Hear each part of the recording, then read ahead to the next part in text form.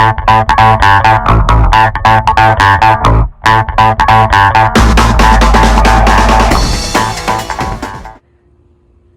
guys, so I just want to share an experience. One of the issues that I was having after I replaced my oil filter housing gasket was I was having a vacuum leak, and chased it down all the way, even tried to do a smoke test.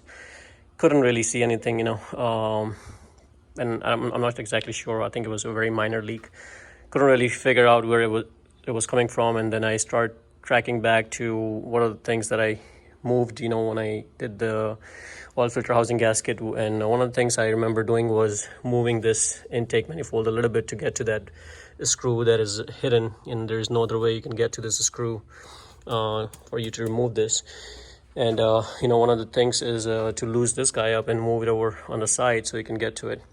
I did that, so this was the only thing that I did not really do anything about. And at the end, after chasing everything down, decided to order the new seals for the air intake manifold. So I have everything disconnected. This video is not about how to move this out of the way, but it's mainly about exactly what I found. So when I removed it, here's what I noticed. And you can see how much dust is on that ring seal. And I'm assuming what happened was last time when I moved it, there was dirt sitting on top. Even though you try to vacuum it or clean it, there's still dirt, and it'll make its way a little bit in there. So I think once I moved it a little bit, the dirt shifted onto the rings.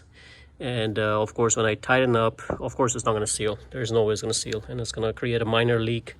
So you may end up having a vacuum leak, and this might be the culprit. So just a lesson that I learned is if you're replacing this, guys, it's better to just take a little bit more time. Since you're already loosening all this up, just replace the ring, take it all out, clean it up. So this way you don't have to worry about coming back and doing some other crap, and the rings are pretty cheap on eBay. You can pick it up for like $10 for the seals, new seals. So if you take it apart, clean it, slam new seals on there, at least you don't have to worry about the vacuum leak issue later on.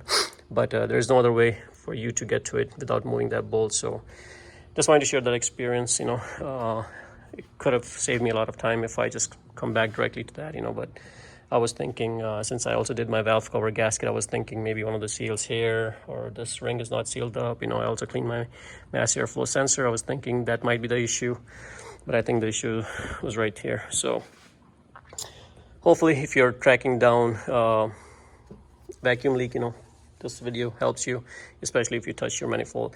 It can also happen if your seals go bad. They don't really go bad as often, but they can go bad, So my car has about like 80,000 miles on her, so I think it's time for me to just slam new seals on there. So hopefully this will solve the issues. Just want to share this experience with you guys. Hopefully you like the video. If you do want to check out my other channels on the jobs that I have done, I'll leave a link in the description below so you guys can benefit from it.